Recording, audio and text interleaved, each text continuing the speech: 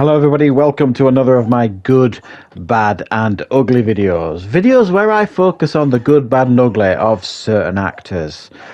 So far I have done Val Kilmer and Mark Wahlberg, and today's video focuses on the great and pretty legendary actually Eddie Murphy, one of my favourite comedy actors of all time. And I think it's fair to say over the years has made his fair share of great videos. In actual fact, I have already done on this channel a top 10 list of my favourite Eddie Murphy films if you want to check that out.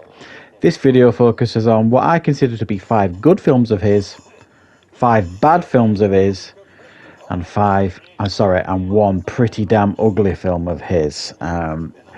Each of these categories, you've got a pretty wide variety of choices to choose from. So it's not been a particularly difficult list to do this one, but I do hope you enjoy checking it out, and let me know in the comments what your favourite good Eddie Murphy films are, what you consider are his bad films, and what you consider to be his damn ugliest films. So I hope you enjoy watching this video, everybody. So the first film I want to talk about in relation to Eddie Murphy is one of his good films, and that is Trading Places. One of his first on-screen appearances, and what an on-screen appearance it was. It's a great, great comedy. Eddie Murphy plays essentially a con man who changes places with the privileged Dan Aykroyd. So Eddie Murphy kind of becomes this, big businessman, and Dan Aykroyd becomes like a bum on the street. It's absolutely fabulous. They've got great, great chemistry together. Jamie Lee Curtis is excellent in the film as well. I think it's one of the best comedies of the 1980s, and it's a real highlight, I think, of Eddie Murphy's career. It's a comedy I always enjoy. It's got some real high points in the film as well, and just a tremendous film overall. So the first bad film I want to talk about in regards to Eddie Murphy is a film called The Haunted Mansion. Now, this was made following the success of the Pirates of the Caribbean film. Disney thought, I know what we can do. We will make our next film based on the Haunted Mansion ride, as they did with the Pirates of the Caribbean. Well, this one just didn't work at all. It was toned down. It was really family friendly. The effects weren't good. And for me, a tame Eddie Murphy isn't a funny Eddie Murphy. When you put the shackles on him, he's just not as good. And this film is just not very good at all. Now, the next good film I want to talk about is Shrek. Now, you could argue any of the Shreks, really, in regards to Eddie Murphy's performance, but we'll go with the first one because it was his first time playing the role of Donkey. And for me, the best character in the Shrek films is Donkey. I think Eddie Murphy absolutely nailed his voice acting for this role. Very, very funny every single time he appears on screen. He makes you giggle every time you hear Donkey. I mean, just the concept of a talking donkey alone is just bonkers and hilarious. And I just think he really nailed it. You don't automatically think of Eddie Murphy as a voiceover actor, but he completely and utterly nailed it with the Shrek films, and they will forever be very popular. Now, the next bad film I want to talk about is a film called Metro. Not many people really hear of this one or think of this one when I think of Eddie Murphy. I think it came out in the late 90s. It was a really tame action thriller where he essentially plays like a hostage negotiator. But just a really forgettable film, a really forgettable character, really forgettable villain, and it was a real misstep, I think, in Eddie Murphy's career. Quite a lot of the films he did in the 90s and the noughties were missteps for him, and this was definitely one of them. Very forgettable indeed. Now, one of his best films of all time is the classic Coming to America. Endlessly enjoyable. They did the recent Coming to America, the sequel that was on Amazon Prime last year, I believe. Nowhere near as good as the first one, but it was a decent attempt at trying to recapture the magic, but definitely not as good as the first one. The first one was so good for so many reasons. You really saw the talent of Eddie Murphy in this film, playing so many different parts. I mean, he's literally everywhere in this film, sometimes I don't think actors like Eddie Murphy get enough credit. You know what I mean? He's a very talented actor. This film absolutely proves it. And above all else, for me, it's just one of the funniest comedies of the 1980s. Brilliant stuff. Now, the next one I want to talk about in regards to a bad film for Eddie Murphy is a film called Vampire in Brooklyn, directed by Wes Craven, believe it or not. I think this film, well, I don't think this is one of the worst films in his film catalogue. It's just a real misstep. It was definitely, they didn't know what to do with this film. They didn't know whether they wanted it to be horror or a comedy, and when they tried to blend the two, it just didn't work. Eddie Murphy is just not funny, and the comedy they tried to inject in this film just completely and utterly misfired.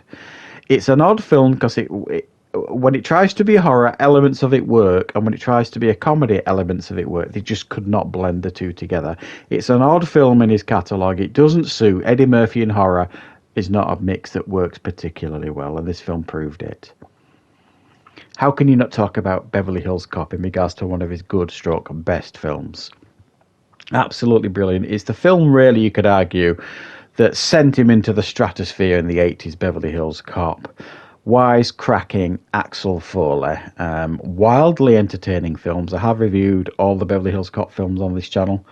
I think I reviewed Beverly Hills Cop on its own, and then I did the other two as a double review or something like that. I might have done them all as a triple review. I can't remember now. Iconic character, Axel Foley. I enjoy all the sequels. I'm not keen on Beverly Hills Cop 3, but Beverly Hills Cop 2 is very, very good. And they are filming a Beverly Hills Cop 4 now, and it's going to be a Netflix exclusive, so fingers crossed that he recaptures the magic. But the first one is brilliant. Another bad film I want to talk about is Daddy Daycare. Another one of those tame outings for Eddie Murphy. Again, when you put the gag on Eddie Murphy and you put the shackles on Eddie Murphy, he's just not funny. I think the only time he has been funny in regards to a family film is I Don't Mind the Dr. Dolittle film. Certainly the first one, anyway.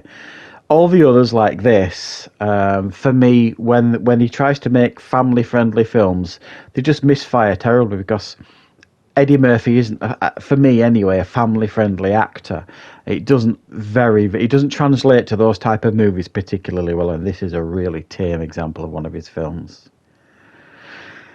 Life. This is actually my favourite Eddie Murphy film, which is why obviously I've put it in the good category. I think this is a massively underrated film in his catalogue as well, and I think it came at a time in 1999 when his career was on the decline, really. You can't argue that it wasn't. He'd done a few decent things in the 90s, obviously. But this, for me, is just brilliant. The chemistry between himself and Martin Lawrence is lightning in a bottle stuff. Following him in prison as a young man right through to an old chap. It's just a timeless film. And I just think it is absolutely hilarious, especially when he gets all made up in makeup and plays the old Eddie Murphy. It's just brilliant. I just love this film. Absolutely love it. And the next bad film. Many would put this in the damn ugly category, but I'm putting it in bad. It's The Adventures of Pluto Nash. Probably the biggest flop of his career because they put quite a lot of money into this film. And it just absolutely stank out the cinemas. When you watch it, you'll understand. If it had been, made with a quarter of the budget and like these days put on a streaming service, people probably wouldn't have bothered that much. I don't think it's horrifically bad, but it is a gigantic waste of money and a gigantic waste of talent of everybody involved. Really not very good at all. And the damn ugly, well, what can you say? Norbit. It's unwatchable, this film. It's all the worst elements of his Nutty Professor films and all these other films, and it's all stuffed into this film, Norbit. It's awful. It's really bad. I can't watch it. I've only watched it once, and I can't bring myself to watch it again. And the shame of this film is, he made this film, or it came out directly after Dreamgirls, I believe it was. And did he get an Oscar nomination for Dreamgirls? He was starting to get a bit of credibility in Hollywood, and then this film came out, and it was almost like everybody in Hollywood went, right, shove you. You're going to give us this film after you've just given us Dreamgirls. Forget it. And he really struggled, I think, after Norbit to get credibility again. I think he's getting there a little bit these days. Again, hopefully, with his a couple of films he's done in the last 3-4 years, but it really did almost kill his career. I think Norbit. It is that bad of a film, and if you haven't seen it, don't watch it because trust me, there's nothing about it that is redeeming at all. So that is my good, bad, and damn ugly list for Eddie Murphy. Let me know in the comments what you think your favourite good, bad, and ugly films of Eddie Murphy are. There's quite a few to choose from, certainly in the good category and the bad category. Maybe not as many in the ugly category, but he's made some pretty, unarguable stinkers over the years. So yeah, let me know in the comments, guys. I always enjoy hearing from you, so thank you very much for watching. I'll be back with loads more content on the channel very, very soon.